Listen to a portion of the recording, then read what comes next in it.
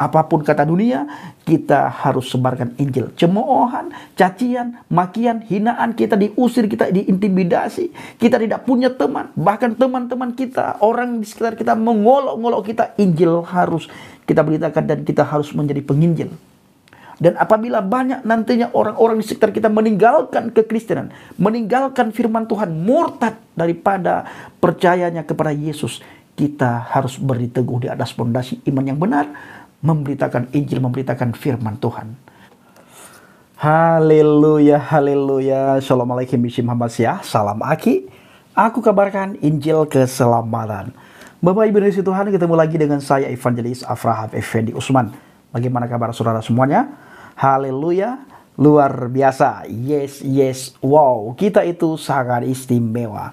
Bapak Ibu para pencinta channel Injil Habaget, timbul pertanyaan dari teman-teman ataupun dari kalangan pihak-pihak terkait ya, dari khususnya dari tetangga kita. Mereka berkata mengenai orang murtad yang dilangkat. Orang murtad yang dilangkat. Nah, bahkan ada pihak-pihak terkait, pihak-pihak tertentu menyalahkan kekristenan ya, menyalahkan penginjil, menyalahkan gereja. Ada yang menyebarkan hoak, menyebarkan berita bahwa para penginjil datang ke Langkat itu mengajak orang Langkat masuk Kristen dengan cara diiming-iming sesuatu. Bapak Ibu, seperti yang sering saya katakan bahwa yang mengiming-iming sesuatu itu justru para ustadz di Mentawai, ustadz di Nias, ustadz di Papua. Mereka menyebarkan Islam dengan cara memberikan iming-iming kepada pemuda-pemudi Kristen. Seperti di Mentawai, mereka datang ke rumah orang Kristen ya yang kekurangan, mereka tawarkan pendidikan, tawarkan sekolah. Apabila mau ikutin cara saya, maka anak Bapak Ibu kami sekolahkan di Padang. Bahkan kami bisa bawa anak Bapak Ibu ke Jawa tanpa biaya sebesar pun.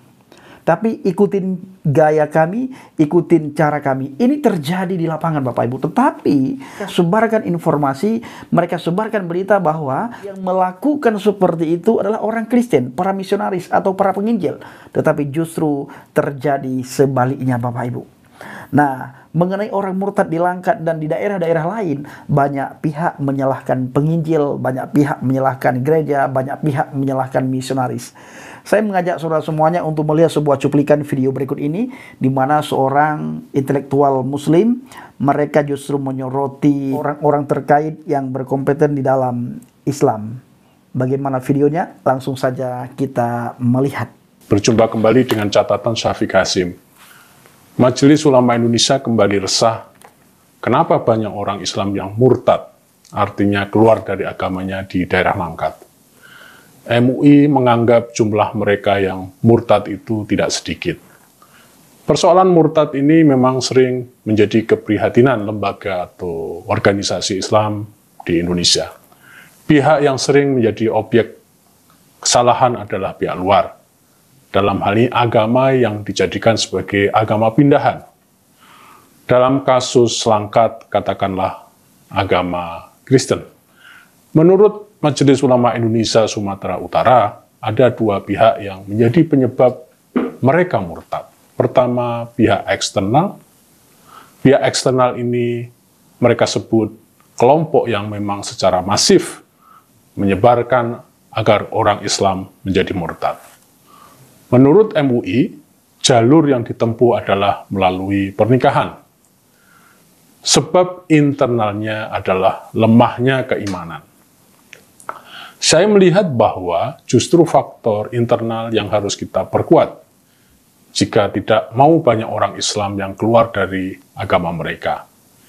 Jika seseorang merasa yakin dan teguh bahwa Islam adalah agama mereka, maka godaan apapun yang berasal dari luar tidak akan mengganggu keberadaannya sebagai seorang Muslim.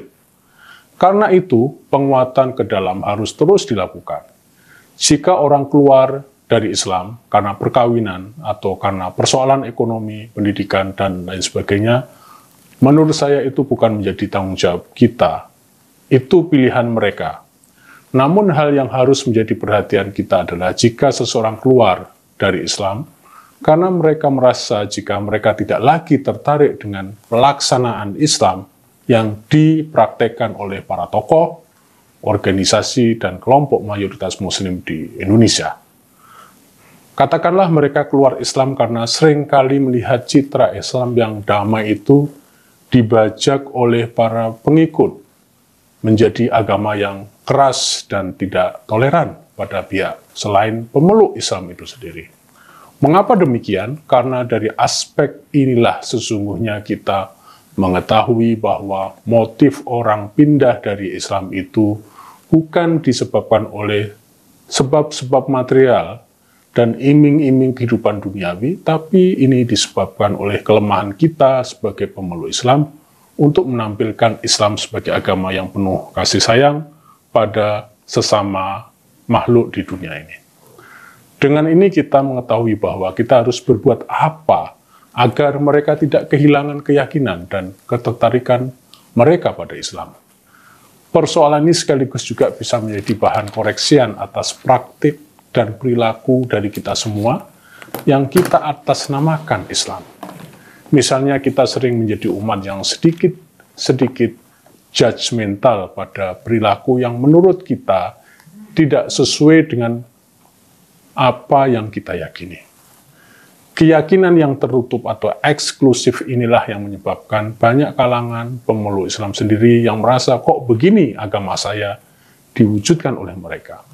Jika kita memiliki kekuatan, maka kita koreksi hal seperti ini. Namun jika kita tidak bagian dari kelompok besar dan bagian dari manusia biasa, maka orang itu akan menjadi cuek dan akhirnya mengumpul menjadi kekecewaan pada diri mereka atas agama yang mereka peluk dan yakini selama ini. Nah, saudaraku, bagaimana tanggapan Bapak Ibu semuanya setelah melihat video tersebut? Nah, tugas kita, saudaraku, kita tetap memberitakan Injil. Baik atau tidak baik waktunya, ada kesempatan atau tidak ada kesempatan, Injil harus kita beritakan. Harus kita tanamkan dalam pikiran kita. Bila mana seseorang yang belum menerima Injil, tiba-tiba meninggalkan dunia ini, apa yang terjadi? Dan bila mana orang yang meninggalkan dunia ini adalah kerabat kita, sahabat kita, bahkan keluarga kita, tetapi kita belum memberitakan Injil kepadanya, apa yang akan dia alami? Kemana dia pergi? Dua tempat yang lagi menunggu seseorang, baik saudara maupun saya. Dua tempat lagi menunggu kita, Bapak Ibu, surga dan neraka. Dan dua tempat itu kita yang memilih masa kita di dunia ini. Kalau kita ingin ke surga, dan tidak ada sebenarnya orang yang mau masuk neraka, tidak ada.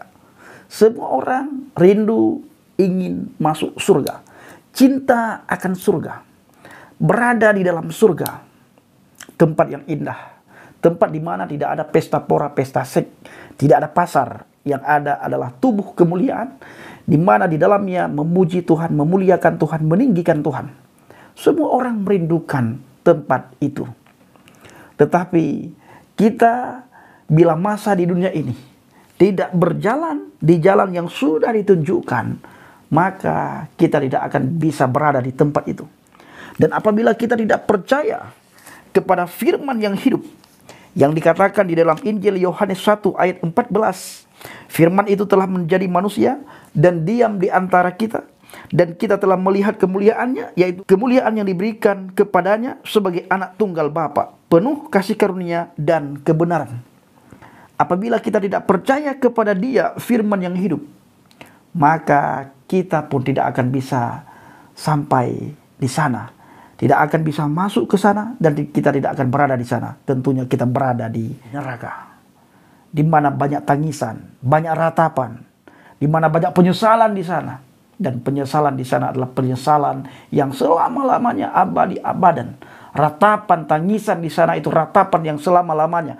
Tangisan yang selama-lamanya, tidak akan ada kesudahan. Maka semasa kita masih bernafas, masih ada kesempatan bagi kita untuk bertobat, terima Injil. Kita tinggal di dalam Injil, percaya kepada firman yang hidup, Yesua HaMasiah, yang membawa kita ke surga, yang berkata, akulah jalan kebenaran dan hidup, tidak seorang pun yang datang kepada Bapa kalau tidak melalui aku. Mari Bapak Ibu kita percaya kepada Dia dan kita menjadi pelaku firman, kita menjadi penginjil. Apapun kata dunia, kita harus sebarkan Injil. Cemoohan, cacian, makian, hinaan, kita diusir, kita diintimidasi, kita tidak punya teman, bahkan teman-teman kita, orang di sekitar kita mengolok-ngolok kita, Injil harus kita beritakan dan kita harus menjadi penginjil. Dan apabila banyak nantinya orang-orang di sekitar kita meninggalkan kekristenan, meninggalkan firman Tuhan, murtad daripada percayanya kepada Yesus, kita harus berdiri teguh di atas fondasi iman yang benar, memberitakan Injil, memberitakan firman Tuhan. Bapak Ibu para pencinta channel Injil Habaget, kiranya video singkat ini menjadi pencerahan, menjadi satu dorongan bagi kita semuanya untuk kita terus memberitakan firman Tuhan, beritakan Injil keselamatan. Terima kasih. Shalom alaikum bishim hamasiah. Salam aki. Aku kabarkan Injil keselamatan Bapak Yahweh bishim Adonai Yesus hamasiah. Waruah Kudus memberkati kita semua. Haleluya. Amin. Salam aki dan salam murtadin.